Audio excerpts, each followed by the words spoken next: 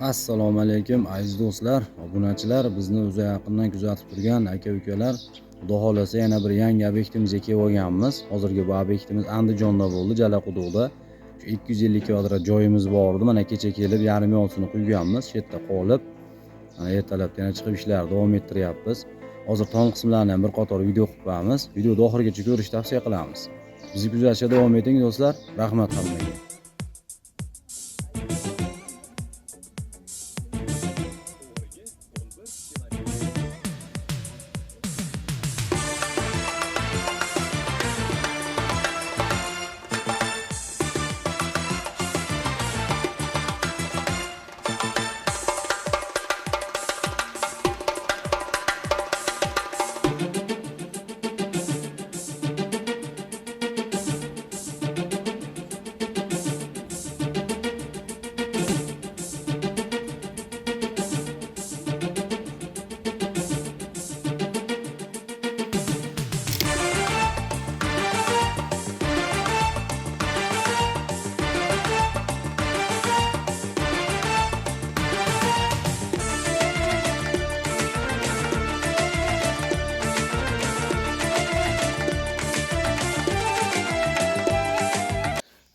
Mana do'stlar, tom qismiga ham chiqib oldik. Har bitta obyektga kelganimizdan so'ng avvalo tom qismini ko'zdan kechiramiz. Vassali, shilipkalar yaxshi holatda qoqilgan bo'lsa, ko'rib turganlaring shu materiali bu. Materialni bir boshdan tashlab, yaxshilab steplelab olamiz, oqmaydigan qilib, ustidan quyib boraveramiz.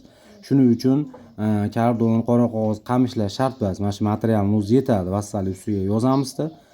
Buni ustidan keyin peynani quyib boraveramiz. Bu peynalambozni asosan endi loy suvoqlarni o'rniga quyib kelyapmiz yoki bo'lmasa yuqa bosilib qolgan loy suvoqlarni ustiga ham quyib beryapmiz. Eski bo'lgan 10-15 yil bo'lgan loy suvoqlarni ustiga yoki yorilib ketgan loy suvoqlar ustiga ham shu 5-7 sm qilib quysak bo'laveradi. Agar to'sinlari baquvvat yaxshi holatda deyilsa, uydagilar o'zlari misol qilib ko'rgan holatda ko'taraveradi desa 10 sm gacha ham qilib quyib beryapmiz. Shunaqa vassali yangi uylarga shilipkani ustiga bo'lsa 10-15 sm gacha qilib uylarda razmerini chiqarib quyib beryapmiz. Mana bu endi penalombozni loy suvoqqa solishtiradigan bo'lsak, afzalliklari juda ko'p. Birinchi o'rinda vazni yengil bo'ladi. Ikkinchi o'rinda yorilib ketmaydi, uqalanmaydi, hasharotni o'ziga yaqinlashtirmaydi. Shunday holatda qo'yamiz, mana ko'rib turibsizlar. Ana shunday holatda qoladi bu narsa. Ustiga keyin 2 tonnalik 1 tonnalik suv bachuvlarini ham olib chiqib yoki boshqa suv montajlari, elektr montajlarini bemalol ustida yurib qilaverasiz. Yana ko'pchilik savol beradi, chiritib yuborar ekan to'sinlarda deyishyapti. Aslida bu chiritadigan narsa emas, chunki quyilgandan so'ng quruq holatda bo'ladi. Yana ham shuni oldini olib dimoxodlar qo'yib boryapmiz. Mana hozir razmerlarni ham bir qator ko'rsatib o'taylik. Bu joyimizga ham hozir 10 sm qilib quyib beryapmiz. Yaxshi zo'r holatda quyib ketyapmiz mana. Bemalol ustida yurilibdi. Mana quyilganiga 10-15 minut bo'ldi xolos, ko'rib turibsizlar mana. Videoni oxirigacha ko'rishni tavsiya qilamiz. Bittadan layklab bosib pasizlar.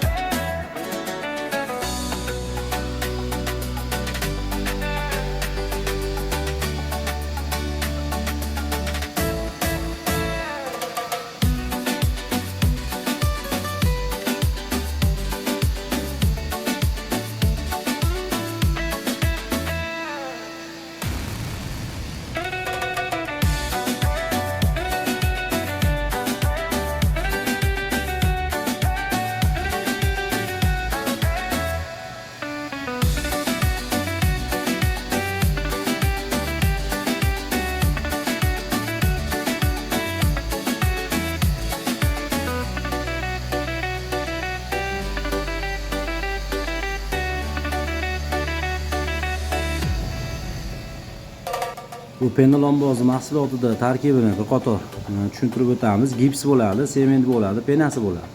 Shularning aralashmasi bir boshdan quyilaveradi. Boshida shunday suyuq holatda bo'ladi. Bu mahsulot quyganimizdan so'ng uzoq 5 minutda qatiydi. O'zini toza holatida 1 oy 1,5 oy ichida yana ham qurib qatib ketadi. Ana do'stlar, bu obyektimizni ham quyib bo'ldik. Yaxshi zo'r holatda chiqdi, tugatib oldik. Xudo xolasa, mana darvozaxonalar, uylar degandek ustida bemalol yurib mana video syomkani qilyapman. Qattiq holatda chiqdi, zo'r.